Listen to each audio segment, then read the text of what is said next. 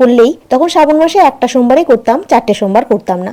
একটু বড় সাইজে কিনে নিয়ে এসেছিলাম, তখন আমরা 3 জনে রান্না করে খেতাম। তো উড়ু উড়ু মন, প্রেম প্রেম ভাব। ও বাবা, আমাকে যে দেখতে যে 2-4টে ছেলেরা পিছনে হাঁটলেই বলে না ও আমি একদম বিশ্বের সেরা সুন্দরী। আমার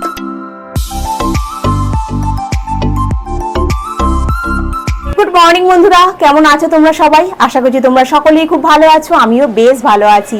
আজ হলো তোমার শ্রাবণ মাসের 2nd সোমবার। আজকে তোমার পুজো করবো। আজকে একটা সবুজ রঙের নাইটি পরেছি, সবুজ চুড়িতে পরেই আছি। তো সকালবেলা ঘুম থেকে উঠে বাসি ঘর দালান ঝাড় দেওয়া হয়ে গেছে, মোছা হয়ে গেছে।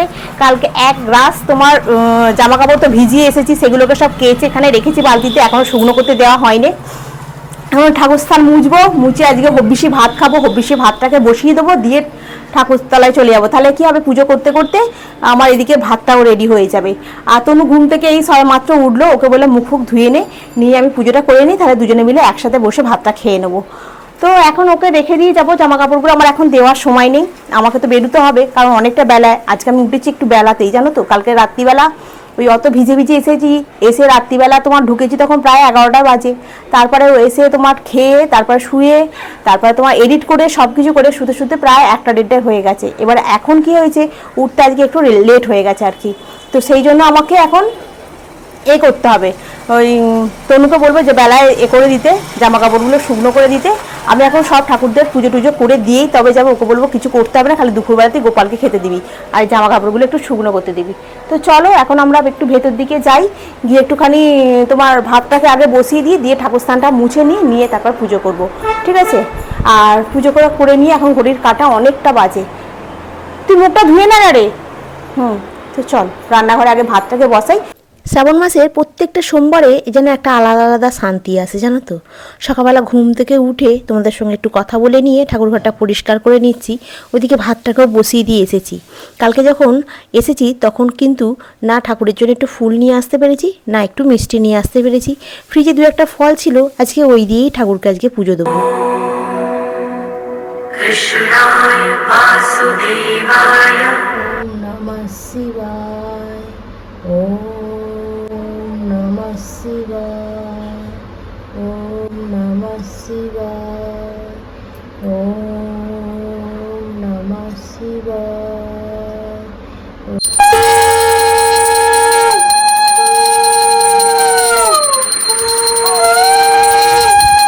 তখন একটা দিন ছিল জানো, শ্রাবণ মাস করলেই তখন শ্রাবণ মাসে একটা সোমবারই করতাম, 4টে সোমবার করতাম না। তখন একটা দিন ছিল যে শ্রাবণ মাসে সোমবার করলেই আমরা 4জন মোটামুটি আমার বন্ধুর মতো যা ছিলাম তার মধ্যে 3জন আমরা থাকতাম।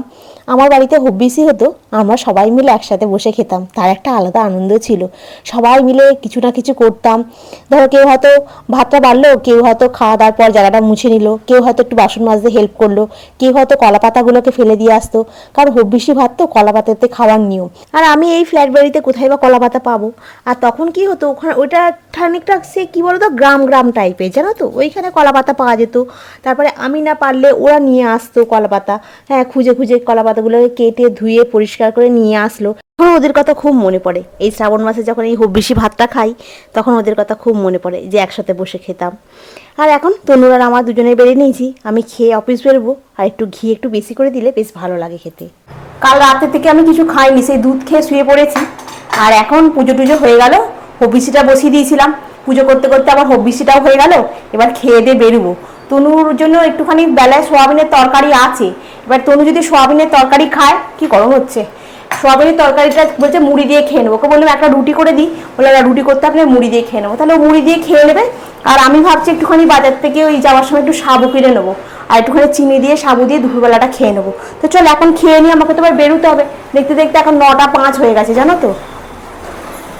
আমি যে হাঁড়িটাতে রান্না করি এটা আমি একবার পুরী থেকে কিনে নিয়ে এসেছিলাম, একটু বড় সাইজে কিনে নিয়ে এসেছিলাম।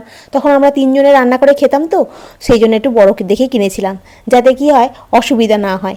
কিন্তু এখন আর কোথায় কি, তখন এক ভেবে কিনেছিলাম। এখন তা মা মেয়ে দুজনেই খাই, একটা ছোট্ট হাঁড়ি হলেই হয়ে যায়। কিন্তু এটাতে যেহেতু করি, এটাতেই এখন করে খাই। আর এখন এই যে গ্যাস ফ্যাস সমস্ত কিছু মুছে পরিষ্কার করে নিচ্ছি। এমনিতে আমি রেডি হয়েই গেছি, আর খালি একটুখানি চুড়িদারটা পরে বেরিয়ে যাব। আজকে একটুখানি যেতে দেরি হবে, কারণ এদিকে কাজবাজ করতে গেলে না অনেকটা সময় লেগে যায়। আর আলুগুলোকে ঢালা হয়নি, এই আলুগুলোকে একটু ঝুড়িটা কালকে মেজে ধুয়ে পরিষ্কার করে রেখেছিলাম বলে আজকে একটু আলুগুলোকে ঢেলে নিচ্ছি।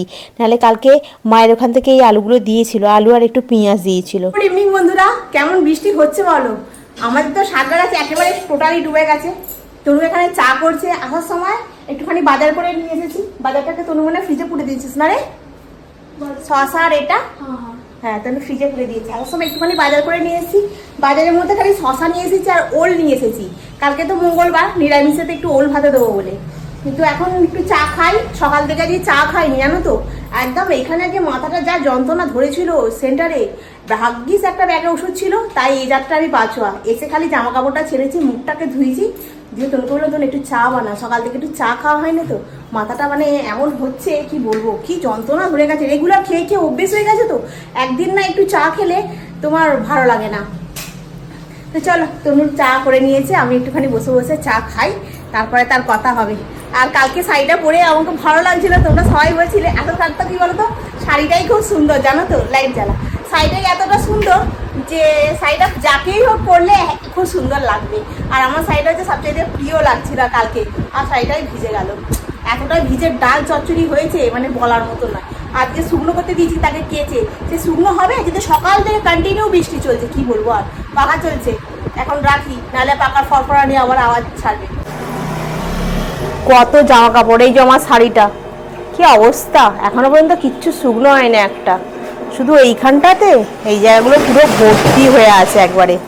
কালকে যখন ওখানে গেছি, অত সুন্দর করে সাজু গুজু করে গেলাম, গিয়ে বৃষ্টি এসে গেল লাইনে দাঁড়িয়ে দাঁড়িয়ে। কিছু মেয়েরা তো সব ভিজছিল, আমরা তবু এখান ওখান ছুটি করছিলাম। যখন ওই শাড়িটা পুরো ভিজে গেল, আমি নিজে পুরো ভিজে গেলাম।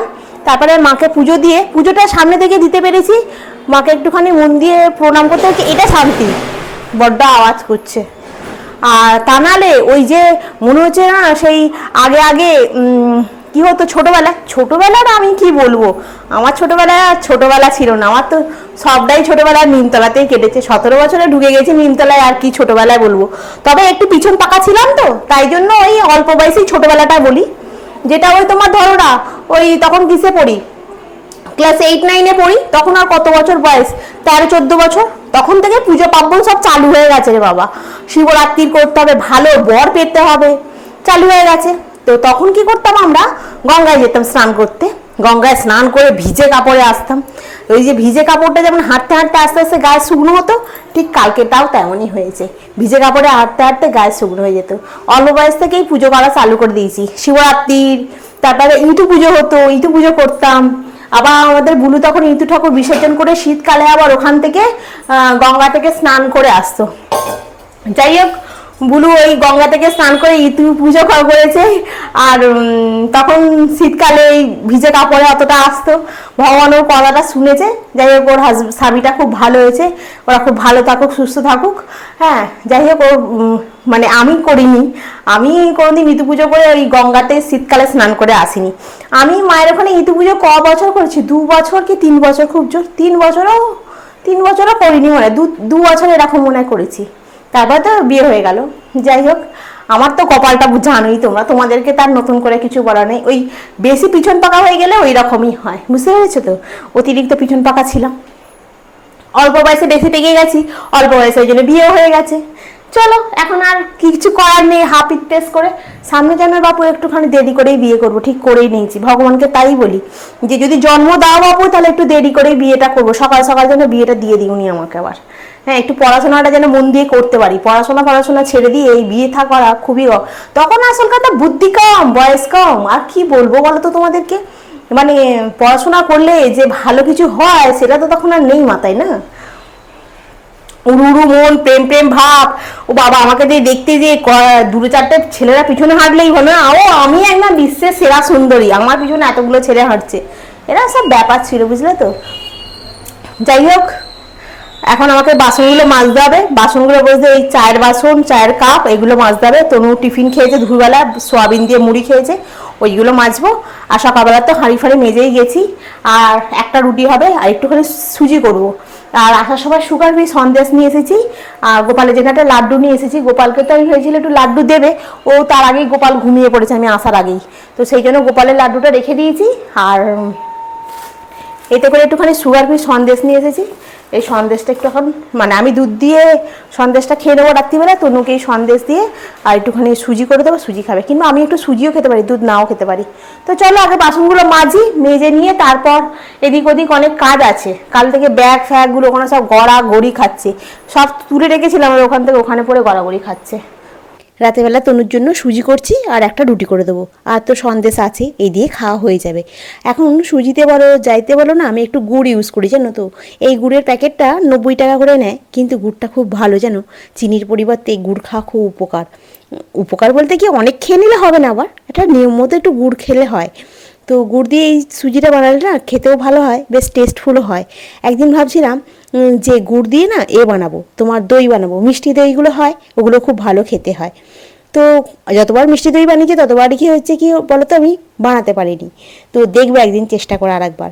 ওই যে তনু এখানে ফোনে একটু কাজ করছে, ও মানে কাজের জন্যই কাজ করছে। ওকে বলছি ধর এটা, অনেকক্ষণ পরে খেলো দিয়ে আসার পর। দুধটাও ঠান্ডা হয়ে গেছে, আর এখন আমি দুধটা ঢেলে নিচ্ছি। আর এই টক দই বসাতে না আমি একদম এক্সপার্ট হয়ে গেছি। টক দইটা আমার খুব ভালো হয়, কিন্তু মিষ্টি দইটা ভালো হয় না। ভাবি একদিন করব, কিন্তু ঠিক সাহস করে উঠতে পারি না, কারণ 2-3 বার না নষ্ট হয়ে গেছে দই, জানো তো।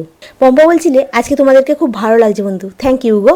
আর সজল চ্যাটার্জি বলছিলে শাড়িটা খুব সুন্দর। হ্যাঁ, শাড়িটা খুব সুন্দর, যেই পরবে তাকেই মানাবে।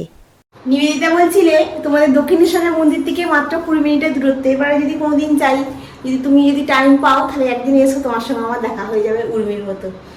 উর্মির সঙ্গে আমার দেখা হয়ে গেছিলো, খুব ভালো লেগেছিল। তোমার সঙ্গে যদি দেখা হয় তাহলে খুব ভালো লাগবে। তো কালকের দিনটা তো মোটামুটি ভালোই গেছিল, কালকে পুজো দিয়েও খুব শান্তি হয়েছে। আজকে সমস্ত কাজ গুছিয়ে করে নিলাম। আর তোমার এখানেও কড়াই ফড়াই ভিজিয়ে দিলাম কালকের জন্য। কালকে অনেকগুলো কাঁচকলা আছে, ভাবছি এই কড়াই দিয়ে কাঁচকলা দিয়ে কোপ্তা মতো করে না, ওরকম করবো। তো চলো এখন আমি করি কি বলে যেন, শুতে যাব। তার আগে তোমার ভিডিওটা একটু এডিট করব। আর একটা জিনিস করব, ভুলে গেছি জানো তো, কথায় কথায় কথা বলতে বলতে ভুলে যাচ্ছি।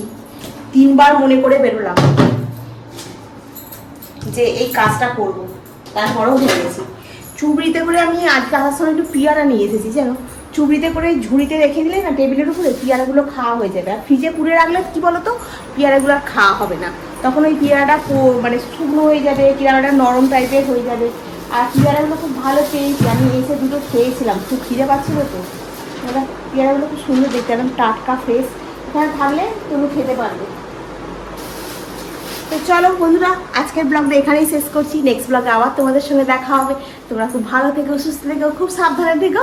Good night. ভিডিওটা ভালো লাগলে অতি অবশ্য লাইক করো, কমেন্ট করো, সাবস্ক্রাইব করো। আর ভিডিওটা যদি একটু বেশি ভালো লাগে তাহলে একটু শেয়ার করে দিও। আজকের মতো এখানেই রাখি, আবার নেক্সট ব্লগে দেখা হবে। টাটা।